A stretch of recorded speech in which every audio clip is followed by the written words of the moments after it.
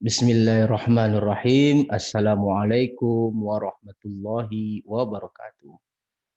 Puji syukur atas kehadirat Allah Subhanahu wa taala atas limpahan rahmat dan kasih sayangnya pada kita semua. Kita masih diberikan kesempatan untuk terus berbagi ilmu dalam masa pandemi ini. Bersama saya Dr. Rado Yendra dan lembaga Rado Institut Statistik Online, kita akan melakukan suatu perbincangan khusus yang sangat menarik. Isu yang sedang dibahas yaitu isu mengenai kampus merdeka. Nah, isu kampus merdeka ini telah dicanangkan, dimulai berdasarkan atau dimulai dari kebijakan Menteri Pendidikan Nasional kita, di mana beliau mempunyai satu gagasan yang sangat baik, yaitu mengenai munculnya suatu kampus merdeka. Nah, ide dan gagasan kampus merdeka ini tentu telah dibincangkan oleh para ahlinya, telah dibuat skenario, dibuat peraturan dan tata cara yang mungkin akan diterapkan, yang kita tidak tahu kapan dimulai.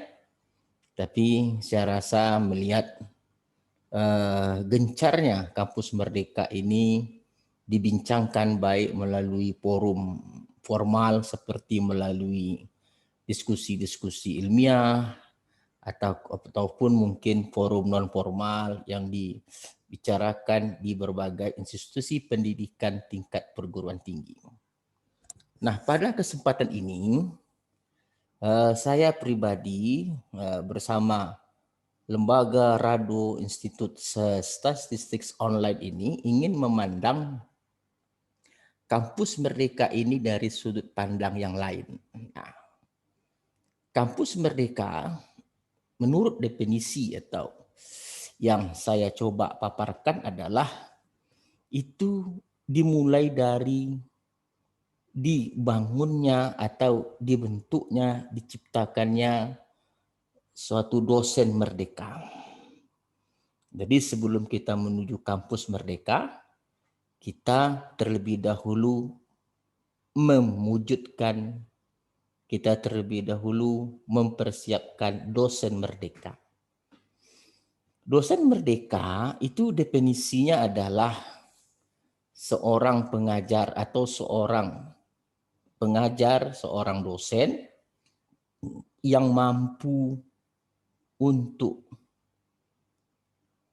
memperlihatkan atau yang mampu untuk melakukan beban tridharma perguruan tinggi yang diembankan kepadanya, diantaranya adalah pengajaran, penelitian, dan pengabdian masyarakat, Pengmas, ke dalam suatu media yang dapat dilihat, dibaca oleh khalayak ramai, baik itu mahasiswa ataupun seprofesi ataupun stakeholder lainnya, terutama di musim pandemi ini, di mana dosen dari rumah itu dapat melakukan 3 hal yang dituntut oleh tridharma perguruan tinggi ini: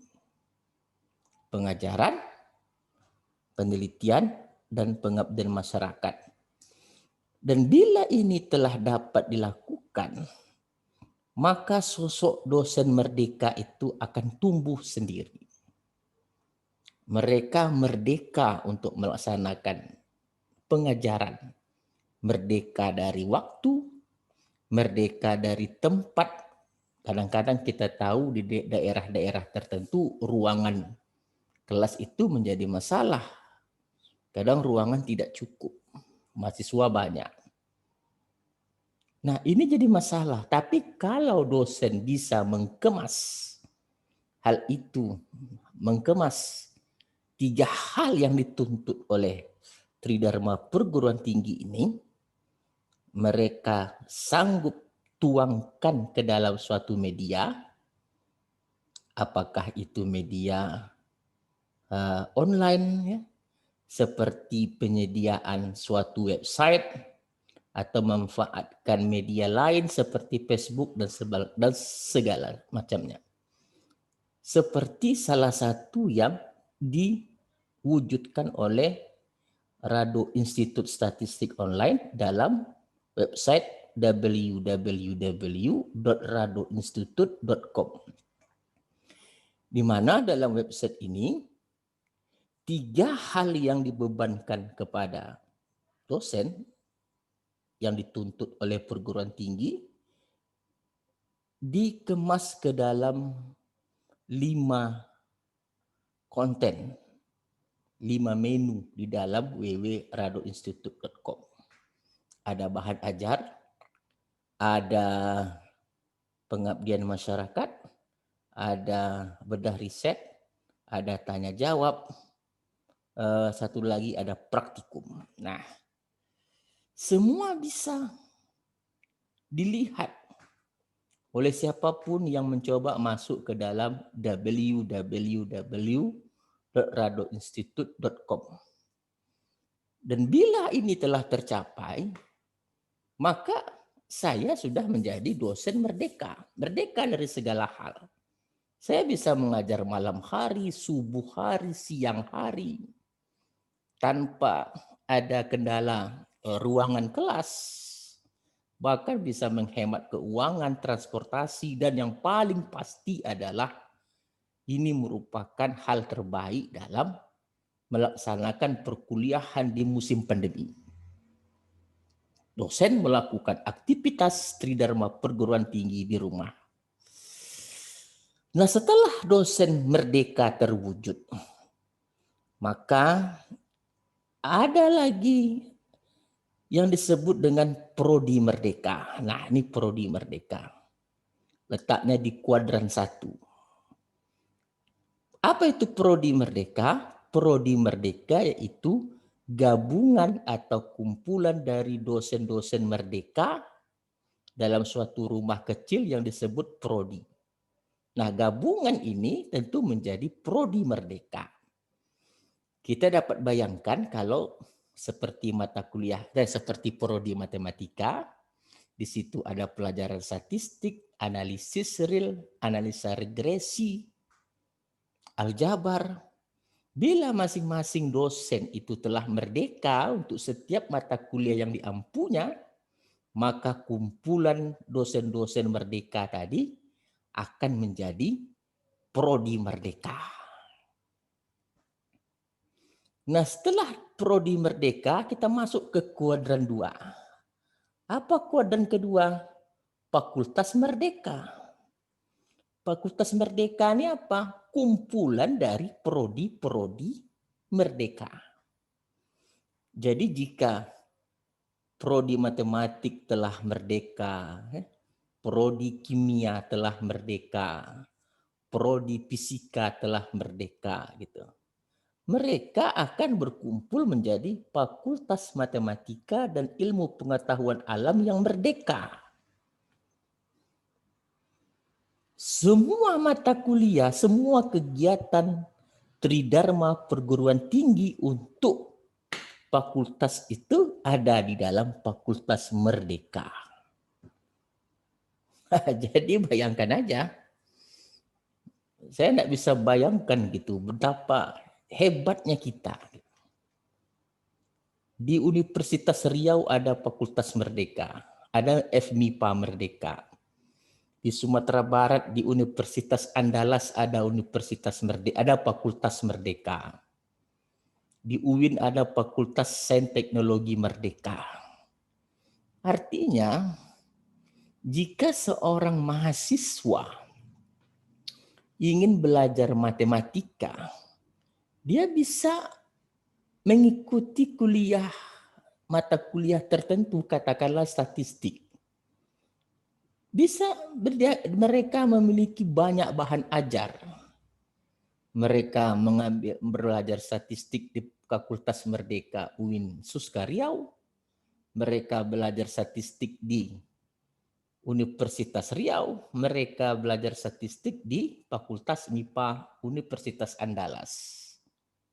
Mereka mempunyai banyak bahan ajar yang bisa mereka lihat, bisa mereka bandingkan.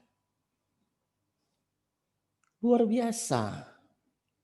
Lalu masuk ke kuadran ketiga adalah Universitas Merdeka. Apa Universitas Merdeka? Kumpulan dari fakultas-fakultas merdeka menjadi Universitas Merdeka. Jadi bayangkan, Universitas Islam Negeri Sultan Syarif Kasim Riau telah merdeka. Universitas Riau telah merdeka. Universitas Andalas di Sumatera Barat telah merdeka. Universitas Sumatera Utara telah merdeka. Artinya mahasiswa mempunyai kebebasan tersendiri untuk berkuliah. Tanpa ada masalah mengenai keuangan, harus kuliah ke USU.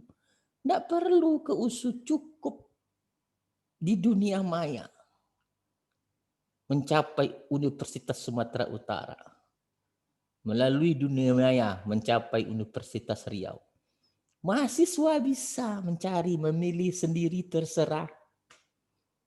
Nah, gabungan dari Universitas Merdeka ini akhirnya lari ke kuadran 4. Ini yang dicita-citakan oleh Bapak Menteri Pendidikan kita. Kampus Merdeka. Gabungan dari universitas-universitas merdeka. Jadi mahasiswa dari Sabang sampai Merauke ini kuliahnya terserah. Di mana saja boleh. Nah, tentu peraturannya, tata caranya, itu tentu tugas pemerintah untuk menyediakan landasan hukumnya. Saya rasa tidak terlalu rumit. Hanya tinggal memantau website-website yang ada di Prodi Merdeka atau dipantau secara berlapis dari dosen Merdeka dulu. Dicek website mereka. Dicek konten website mereka. Ada tim dari pemerintah yang tugasnya mencek, memeriksa, memantau, mengevaluasi. Setelah setiap dosen diperiksa, lalu prodi pun diperiksa. Lalu lintas perkuliahan di dunia maya ini diperiksa. Rekam jejak datanya kan ada, bisa dicek, bisa diperiksa sejauh mana lalu lalang, lalu lintas perkuliahan itu terjadi. Apakah sering dikunjungi mahasiswa atau pasif atau bagaimana, itu kan bisa dicek. Jadi permasalahan-permasalahan yang muncul kampus Merdeka, masalah keuangan, masalah tempat, masalah apa, itu bisa diminimalisir melalui konsep kampus Merdeka yang kita bicarakan pada malam ini. Ini menurut sudut pandang saya. Nah, seperti itu. Jadi terbuka lebar banyak manfaat jika masing-masing dosen diubah, dibentuk menjadi suatu dosen merdeka. Karena ujung pangkalnya adalah dosen merdeka. Dosen merdeka sekali lagi adalah dosen yang mampu mengemas, dosen yang mampu mewujudkan beban dari Tridharma perguruan tinggi ini ke dalam suatu media yang dapat dilihat, dibaca oleh mahasiswa, oleh dosen maupun oleh stakeholder. Banyak keuntungan. Mahasiswa bisa mempunyai banyak bahan ajar, banyak referensi. Referensi berupa video, referensi berupa buku mungkin. Mungkin ada dosen yang tidak mau memakai video dalam websitenya, menggunakan catatan buku, terserah seperti apa. Atau ada dosen seperti yang ditayangkan oleh www.radoinstitute.com. Semua mata kuliah, pengabdian masyarakat, praktikum, bedah riset artikel, tanya jawab, kita semuanya sediakan dalam bentuk video. Kenapa harus bentuk video? Jika suatu saat perkuliahan ini harus dipaksakan dengan protokol ketat, jika hanya 10% yang boleh masuk dalam kelas, Anda bayangkan jika ada 40 mahasiswa, 10%-nya ada 4 mahasiswa dalam satu shift. Jika Anda tidak mempunyai video, tidak mungkin Anda mengajar manual. Satu mata kuliah untuk 40 orang itu 10 kali Anda akan lakukan kuliah. Tidak mungkin. Tapi dengan ada video, cukup putar video, lalu Anda di dalam memantau, mengevaluasi, mengkontrol. Cukup mahasiswa melihat video, lalu tanya jawab sesuai dengan bahan yang tidak dipahami. Mungkin ini masukan dari saya. Sudut pandang cara melihat suatu kampus merdeka.